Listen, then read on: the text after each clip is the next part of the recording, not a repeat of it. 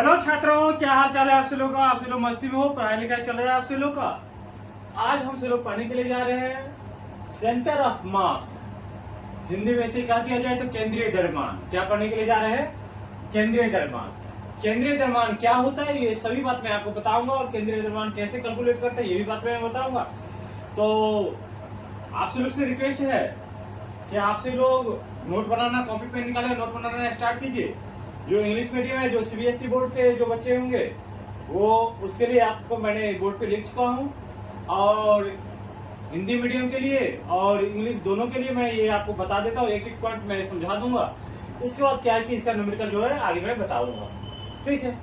तो देखिए सबसे पहले क्या है, सेंटर ऑफ मास क्या होता है समझिए। सेंटर ऑफ मास वो बिंदु होता है जिसके अबाउट कोई वस्तु क्या हो कि किसी भी सतह पे क्या हो जाए, खड़ा हो जाए या स्टे कर जाए। जैसे कि ये देखिए, सेंटर ऑफ मास कहने का मतलब क्या, वो बिंदु, वो सतह जहां पे कोई वस्तु को रखने के बाद इधर का भी द्रव्यमान बराबर और इधर का भी द्रव्यमान। ये देखिए एक ऐसा बिंदु है, ये जो बिंदु है ये इसका क्या है, केंद्रीय द्रव्यमान है। यहाँ पे जो कुल मास, टोटल मास यहाँ पे इसका क्या है, कंसंट्रेटेड है। इधर जितना द्रव्यमान होगा उधर इतना समान द्रव्यमान होगा। यदि इस बिंदु से यहाँ से आप यदि इसे काट देंगे, दो बराबर भाग में तोड़ देंगे, तो जिधर इतना जितना द्रव्यमान होगा उतना ही उधर द्रव्यमान होगा। यही एक बिंदु है जो इसका क्या है, केंद्रीय द्रव्यमान। यदि इसे आप स्वतंत्र रूप से ऐसे यदि बिंग देंगे तो इस बिंदु के अबाउट क्या करेगा, ये रोटेट करते हुए क्या चला जाएगा, आगे की ओर चला जाएगा। दुनिया का जो जितना भी वस्तु है, दुनिया का भी जितना भी वस्तु है जो रोटेट करता है, किसके अबाउट रोटेट करता है, सेंटर ऑफ मास के अबाउट रोटेट करता है। ये बात समझ में आया। यदि कोई वस्तु के ऊपर यदि मैं फोर्स लगाता हूं, और फोर्स लगाने के बाद क्या करने लगता है, रोटेट करने लगता है, तो प्रयास करता है किसके अबाउट रोटेट करे, सेंटर ऑफ मास के अबाउट। सेंटर ऑफ मास समझे, सेंटर ऑफ मास मतलब केंद्रीय द्रव्यमान। केंद्रीय द्रव्यमान वह बिंदु है जिस बिंदु पे कोई वस्तु का टोटल नेट या टोटल मास क्या हो, कंसंट्रेटेड हो, या यदि उस बिंदु पे यदि देखें तो नेट मास 0 के बराबर हो जाए। नेट मास कहने का मतलब जितना मास इधर, देखिए एक सेकंड देखिए, सेंटर ऑफ मास नहीं अचीव हो रहा है तो वस्तु क्या कर रहा है, गिर रहा है। ये एक ऐसा बिंदु है जितना मास इधर होगा उतना ही मास इधर होगा, और ये एक बिंदु क्या है, इसका COM है। यदि समझिए कि ये एक वस्तु है जिसपे एक समान से पूरा द्रव्यमान फैला हुआ है, क्या एक समान से द्रव्यमान फैला हुआ है, तो इसका जो सेंटर ऑफ मास होगा जो ज्योमेट्रिकल सेंटर पे होगा, अर्थात ज्यामितीय केंद्र। मान लीजिए इसका जो लेंथ है कितना है, L है, और इसका जो चौड़ाई है, ये चौड़ाई कितना है, B है। तो इसका जो सेंटर मास कहाँ पे आएगा, इसका L/2, इसका लेंथ का आधा L/2, और इसका लेंथ का विड्थ का क्या, चौड़ाई का आधा B/2। तो इसका जो सेंटर मास आएगा कहाँ पे आएगा, L/2 और B/2 पे। मैंने कहीं पे ये बताया हूँ मैंने ये भी बताया हूँ कि when the mass distribution of a body is uniformly then the center of mass at a geometrical point, geometrical center of a body। मतलब यदि कोई वस्तु पे यदि द्रव्यमान यदि एक समान से यदि फैला हो तो उसका केंद्रीय द्रव्यमान कहाँ पे आएगा, तो इसका जो लेंथ का आधा और ब्रेथ का आधा। बात समझ में आया, ठीक है। तो मैंने हर एक बात को मैंने आपको समझाने का प्रयास करता हूँ।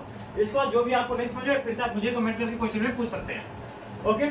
तो सेंटर ऑफ मास आपको समझ में आया कि सेंटर ऑफ मास क्या होता है। सेंटर ऑफ मास वो बिंदु होता है जिसके अबाउट जो होता है कोई वस्तु क्या होता है, वहां पे क्या होता है कि कोई वस्तु रोटेट करता है। सेंटर ऑफ मास वो होता है जहां पे वस्तु का टोटल मास क्या हो, कंसंट्रेटेड हो, मतलब केंद्रित हो। सेंटर ऑफ मास वो बिंदु होता है जहां पे नेट मास कितना बराबर हो जाए, 0 के बराबर हो जाए। यहाँ पे देखिए मैंने लिखा क्या कि centre of mass of a body is that point on body where the entire mass of body is concentrated. मतलब कि ये बात मैं मानता हूँ कोई वस्तु का जो केंद्रीय द्रव्यमान वह बिंदु है जहां पे वस्तु का टोटल द्रव्यमान क्या हो, केंद्रित हो। ये बात हमसे लोग मानते हैं। लिख ले, पहला पॉइंट हिंदी में लिख लीजिए आप से लोग। फिर से ये डिफिनेशन था उसका, आप समझिए इसका जो नेचर होता है, ये क्या क्या होता है, इसका क्या क्या मतलब कि यूज होता है, कहाँ का यूज होता है। देखिए centre of mass of a body is that point of a body is independent rotate, that यहाँ पे होगा point of a body is independent rotate. यदि ये सेंटर केंद्रीय द्रव्यमान वह बिंदु है जिसके अबाउट कोई भी वस्तु स्वतंत्र रूप से क्या करता है, घूमता है। मान लीजिए इसे मारकर को यदि मैं थ्रो करूंगा तो ये एक ऐसा बिंदु होगा, एक जो जिसके हाँ सपोज बता इसका मतलब कि भगवान समझिए, मान लीजिए एक ऐसा बिंदु है जिसके अबाउट ये इसके अबाउट यदि से मैं थ्रो कर दूं तो ये क्या करेगा, रोटेट करना स्टार्ट कर देगा। ओके, अब देखिए फिर से ये बात तो समझ में आया कि सेंटर ऑफ मास कोई वस्तु का वो बिंदु है जिसके अबाउट कोई भी वस्तु क्या करता है, घूमता है। फिर से देखिए centre of mass of a body stay at a point, मतलब कि सेंटर केंद्रीय द्रव्यमान वह बिंदु है जिसकी बिंदु के अबाउट कोई वस्तु क्या कर जाए, रुक जाए, अपनी उंगली पर क्या कर जाता है, रुक जाता है। क्या कर जाता है, रुक जाता है। इसे हम क्या कहते हैं, केंद्रीय द्रव्यमान कहते हैं। क्या कहते हैं, केंद्रीय द्रव्यमान। केंद्रीय द्रव्यमान वह बिंदु है जिस बिंदु के अबाउट कोई वस्तु क्या कर जाए, रुक जाए। फिर से समझिए next point, when the two masses is separated by L distance, then we assume on a point, assume one point होता, 1 point coordinate is 0 0। यदि दो द्रव्यमान, मान लीजिए कि यहाँ पे दो द्रव्यमान है, यहाँ पे M1 है और यहाँ पे क्या है, M2 है, और एक दूसरे से कितना दूरी पे है, L दूरी पे है। कितना दूरी पे भाव, L दूरी पे है। जब दो द्रव्यमान एक दूसरे से L दूरी पे हो तो हम ये बात मान लेंगे कि एक बिंदु का निर्देशांक कितना 0 0 और दूसरे का कितना हो जाएगा, L 0 हो जाएगा।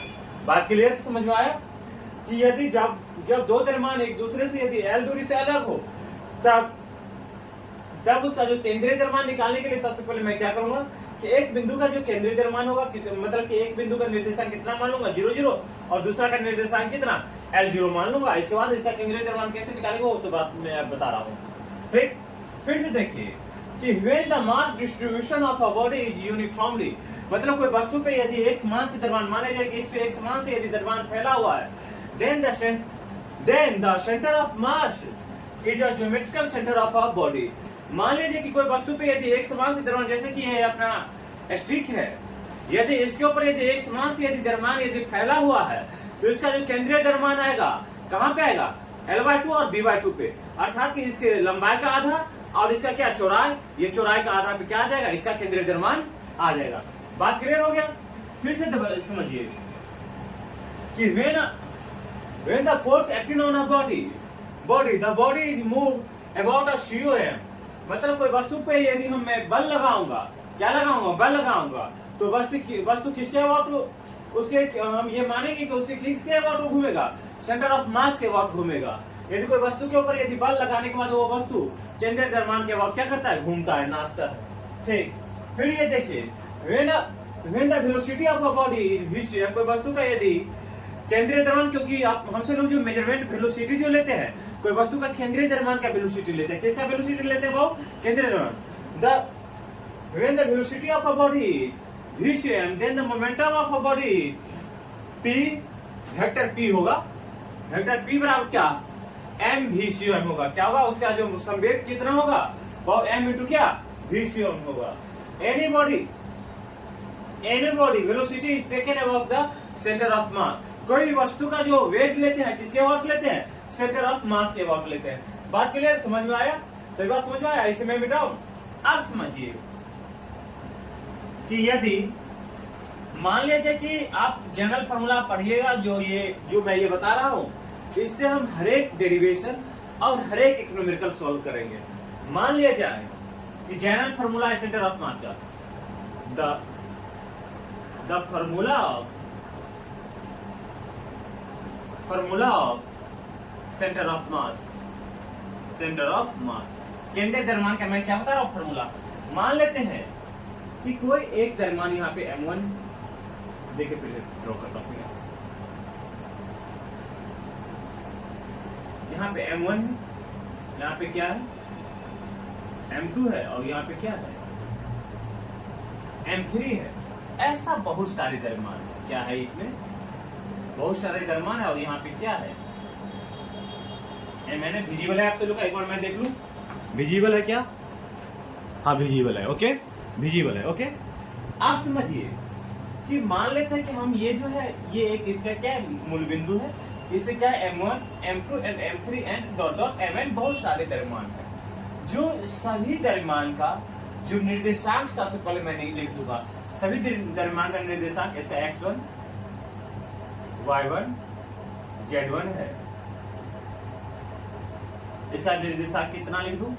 X2, Y2, Z2 है। इसका निर्देशांक कितना लिख दूं?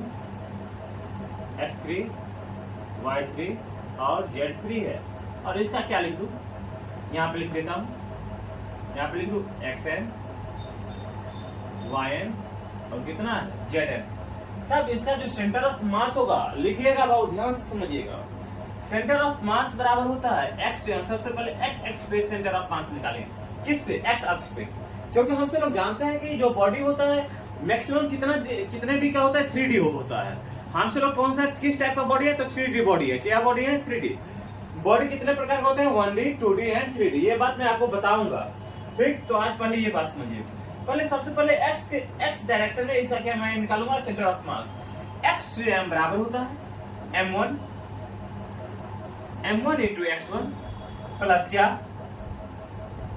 m2 into x2 प्लस क्या m3 into x3 प्लस क्या डॉट डॉट mn into क्या xn बाय क्या m1 प्लस क्या m2 प्लस क्या m3 plus dot dot plus क्या mn। ये क्या होगा? सेंटर ऑफ मास का फॉर्मूला हो गया। किस दिशा में? x डायरेक्शन में। फिर से मैं सेम उसी तरीका से किधर निकालूंगा? y to m निकालूंगा। क्या निकालूंगा? y to m। y to m बराबर क्या होगा? फॉर्मूला आपसे लोग बोले बाबू क्या होगा? m1 y1 प्लस क्या m2 y2 प्लस क्या m3 y3 प्लस क्या dot dot mn yn by क्या m1 प्लस क्या m2 प्लस क्या m3 प्लस क्या डॉट डॉट mn। फिर हम से लोग को क्या निकालना पड़ेगा? ZCM। क्या निकालना पड़ेगा बाबू? ZCM। ZCM निकालिए। क्या लिखेंगे? आप लोग बोले m1 Z1 प्लस क्या m2 Z2 प्लस क्या m3 Z3 प्लस क्या dot dot mn Zn by क्या m1 प्लस क्या m2 प्लस क्या m3, इसे सीधा स्ट्रेट कर दीजिए, प्लस डॉट डॉट प्लस क्या बाबू। ये तीन फार्मूला है। यही तीन फार्मूला पे क्या होगा? सेंटर ऑफ मास का प्रत्येक डेरिवेशन ड्राइव होगा। यही पे आपका हर एक न्यूमेरिकल बनेगा। अब इसका प्रयोग जो है हमसे लोग आपको मैं बता दूं, आज ये बात को चर्चा कर देता हूँ। इसका जो नेक्स्ट लेक्चर दूंगा उसमें भी ये बात आपको ख्याल रहेगा, तभी बात बनेगा। अंधा रहते यदि ये बात आप भूल जाएंगे तो आपको डेरिवेशन नहीं आपसे ड्राइव हो पाएगा। समझ गए? तो यहाँ पे देखिए कि यहाँ पे जो है इस बिंदु को हमसे लोग क्या मान लेते हैं? 0,0 कितना 0। ठीक है, अब समझिए कि ये सभी क्या है? सेपरेट द्रव्यमान है ना। यहाँ पे m1 है, m2 है, m3 है, डॉट डॉट mn है। ये सभी एक दूसरे से अलग है। मगर हम जब आगे जाकर के जब डेरिवेशन पढ़ेंगे, जैसे कि ये मान लेते हैं ये रड है, क्या अब इस पे एक समान से द्रव्यमान फैला हुआ है? क्या एक समान से द्रव्यमान फैला हुआ है? अब इसके लिए यदि मुझे केंद्रीय द्रव्यमान निकालना होगा, सेंटर ऑफ मास निकालना होगा, तो भाई साहब हमने तो यहाँ पे पढ़ा कि m1 है, m2 है, m3 है, ये अलग अलग द्रव्यमान है। और यहाँ पे तो द्रव्यमान पूरा फैला हुआ है, यहाँ पे तो अलग अलग नहीं है। अब मेरे पास तो इसके लिए कोई फॉर्मूला नहीं है। फिर मैं क्या करूंगा कि इस रड को, इस जो ये रड है, इसको क्या करूंगा? छोटा छोटा टुकड़ा में मैं क्या कर दूंगा? काट दूंगा। और इसके बाद क्या करूंगा कि इसे m1 m2 m3 इसे मैं क्या कर दूंगा? dm1 dm2 dm3 इस तरीके से पूरे मैं काट करके और ये मैं डेरिवेशन ड्राइव करूंगा, जो आपको मैंने नेक्स्ट लेक्चर में बताऊंगा। आज जो है मैं कुछ न्यूमेरिकल्स आपको इसके ऊपर मैं बता देता हूं, ताकि आप सभी लोगों को कुछ बात समझ में आ जाए। न्यूमेरिकल्स भी बात क्लियर? इतना तक बात आप सभी लोगों को समझ में आया? तो मैं न्यूमेरिकल स्टार्ट करूं। लिखिए, ये ऊपर वाले मिटाता हूं। ठीक है, नोट डाउन कर लिया आपसे लोग? नोट डाउन कर लिया ना? लिखिए, न्यूमेरिकल लिखिए।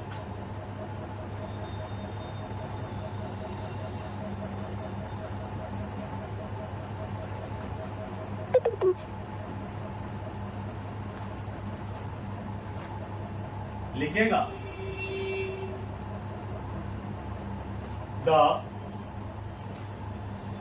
the two mass is separated by a 5 meter distance 5 metre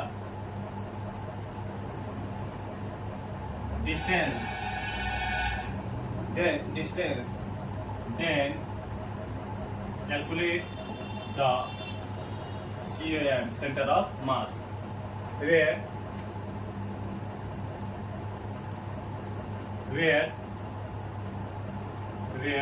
M1 is equal to 10 kg and M2 is equal to 10 kg. M1 भी चूंकि यहाँ पे कह रहा है दो मास जो है एक दूसरे से कितना 5 मीटर से अलग है, तब आप इसका केंद्रीय द्रव्यमान निकालिए।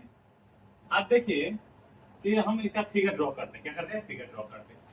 सबसे पहले क्या करेंगे कि दो द्रव्यमान है यहाँ पे, एक M1 है और एक क्या है दूसरा M2 है।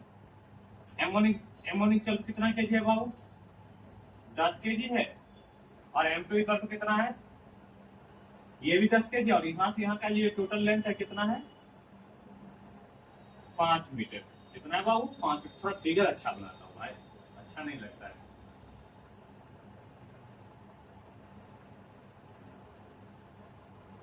M1 क्या M2 और ये जो कितना है 5।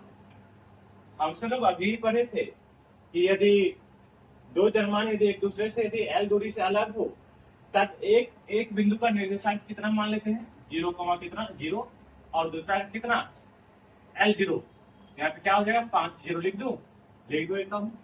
फिर से हमसे लोग अभी पढ़े हैं, क्या पढ़े बाबू? क्या पढ़े? XCM बराबर इसे M1 का दिया और इसे क्या M2। XCM बराबर क्या पढ़ा हम? M1 X1 प्लस क्या M2 X2। दो ही द्रव्यमान है तो दो ही यहाँ पे, यदि दो ही यहाँ पे n तक मैंने लिया होगा यहाँ पे कितना दो ही द्रव्यमान है तो कितना लूंगा? दो ही लूंगा। M1 X1 प्लस क्या M2 X2 बाई क्या M1 प्लस क्या M2। हमसे लोग इसे क्या लिख दो? M1 की जगह पे कितना लिख दो? M1 इसका कितना है भाई? 10 केजी। 10 केजी है, इसे क्या लिख दिया जाए? X1 लिख दिया जाए और इसे Y1 और इसे क्या लिख दो? X2 Y2 लिख सकता हूँ। अब लिखिए M1 इसका कितना 10 केजी और X1 का वैल्यू कितना 0 प्लस क्या M2 कितना है बाबू? 10 केजी है और X2 का वैल्यू कितना है बाबू? 5 है। X2 का वैल्यू कितना 5 बाय क्या M1 प्लस M2। 10 प्लस कितना 10 कितना हो जाएगा बाबू? 50। यहाँ लिखिए, सबसे पहले लिखिए तरीका 0 10 में 0 कितना 0 10 बचे कितना 50 बाय कितना 20। इसे मिटा देता हूँ। अब क्या हो जाएगा बाबू? 50 बाय 20, 0 से 0 कैंसिल, कितना 2.5 क्या मीटर। XCM कितना आ गया बाबू? 2.5 मीटर। फिर से निकाल दीजिए आप क्या YCM निकाल दीजिए। YCM बराबर क्या लिख दो? M1 Y1 प्लस क्या M2 Y2 बाई क्या M1 प्लस क्या M2। M1 का मान कितना है बाबू? 10। Y1 का मान कितना है? 0 प्लस क्या 10। M2 का मान कितना है? 10 और Y2 का मान कितना? कितना 0 बाय कितना 10 प्लस 10 कितना सीधा 20 लिख दो। कितना 0 बाय कितना 20 अर्थात कितना 0 मीटर। अर्थात हमसे लोग जानते हैं कि x कोऑर्डिनेट पर क्या y x पे क्या y कोऑर्डिनेट 0। यहाँ पे इसका जो आप x का मान कितना आ गया 2.5। मान लीजिए कि इसका सेंटर ऑफ मास ये क्या है 2.5 है, इधर भी आधा और इधर भी आधा। अब यहाँ से यहाँ का जो दूरी कितना हो गया बाबू? 2.5 हो गया। तो इस बिंदु का निर्देशांक कितना लिख दो जो अपने सेंटर ऑफ मास आया 2. पहले x लिखता हूं ना, पहले लिख दीजिए 2.5 और y का मान कितना आ गया बाबू? 0। ये इसका क्या हो गया? ये इसका क्या हो गया? CM ऑफ बॉडी इस सिस्टम के कितना x/2 और y/2। तो x का मान कितना आ गया? x का मान कितना आ गया 5/2 अर्थात क्या 2.5 और y का मान कितना 0। तो इसका जो केंद्रीय द्रव्यमान आ गया 2.5 और कितना 0। हमसे लोग अभी जस्ट पढ़े थे कि यदि द्रव्यमान का यदि वितरण एक समान से हो तो केंद्रीय द्रव्यमान जो होता है उसके ज्यामितीय केंद्र पे होता है। देख रहे हैं इधर भी 10 केजी और इधर भी कितना 10 केजी। M1 बराबर कितना था भाई 10 केजी था और M2 बराबर कितना था बाबू 10 केजी था। इधर भी द्रव्यमान बराबर इधर भी द्रव्यमान बराबर। यदि द्रव्यमान यदि दोनों साइड बराबर होगा तो इसके केंद्रीय द्रव्यमान कहाँ पे आ जाएगा? इसके सेंटर पे आ जाएगा, क्या आ जाएगा, इसके सेंटर पे आ जाएगा, तो इसका सेंटर पे आ गया। फिर से नेक्स्ट क्वेश्चन लिखिए, लिखिए आपसे लोग, लिखिए फिगर मैं ड्रॉ करता हूं। जब दो द्रव्यमान एक दूसरे से, जब दो द्रव्यमान एक दूसरे से 50 मीटर से अलग हो, जब दो द्रव्यमान एक दूसरे से 50 मीटर से अलग हो, अर्थात एल का मान कितना दे दिया है 50 मीटर, और तथा दोनों द्रव्यमान M1 और M2, M1 इसका कितना 20 केजी और M2 बराबर कितना 30 केजी है। कितना केजी है बाबू, 30 केजी है। तो COM इसका क्या होगा, केंद्रीय द्रव्यमान इसका क्या होगा। जब दो द्रव्यमान एक दूसरे से यदि 50 मीटर से अलग हो तथा दोनों द्रव्यमान M1 और M2 20 केजी एवं 30 केजी क्रम से है, तो उसका केंद्रीय द्रव्यमान क्या होगा। आप देखिए दोनों का इसका फिगर ड्रॉ कर दीजिए। यहाँ पे क्या है, M1 है, M1 बराबर कितना है बाबू 20 केजी, और M2 बराबर कितना है 30 केजी। आप जो ये बीच का दूरी कितना है बाबू 50 मीटर है, कितना है 50 मीटर है, क्या है 50 मीटर है। तो इसका जो केंद्रीय द्रव्यमान कहाँ पे आएगा, तो सबसे पहले मैं ये आप लोगों को रूल मैंने पढ़ाया कि यदि दो द्रव्यमान एक दूसरे से यदि कुछ दूरी से अलग हो तो उसका केंद्रीय द्रव्यमान क्या ज्ञात करने के लिए सबसे पहले एक बिंदु का निर्देशांक कितना मान लेता हूँ 0 0। तो इसका निर्देशांक मान है कितना 0,0 और इसका निर्देशांक कितना 50 कितना 0। आप देखिए हमसे लोग क्या निकालना पड़ेगा XUM। XUM का फॉर्मूला क्या है बाबू M1 X1 प्लस क्या M2 X2 बाय क्या M1 प्लस क्या M2, यही था। इसे हमसे लोग क्या कहते हैं X1, इसे क्या कहता हूँ Y1, और इसे क्या कहता हूँ F2, इसे क्या कहता हूँ Y2। अब इसका केंद्रीय द्रव्यमान क्या पे हो जाएगा बाबू, इसे मिटा दो।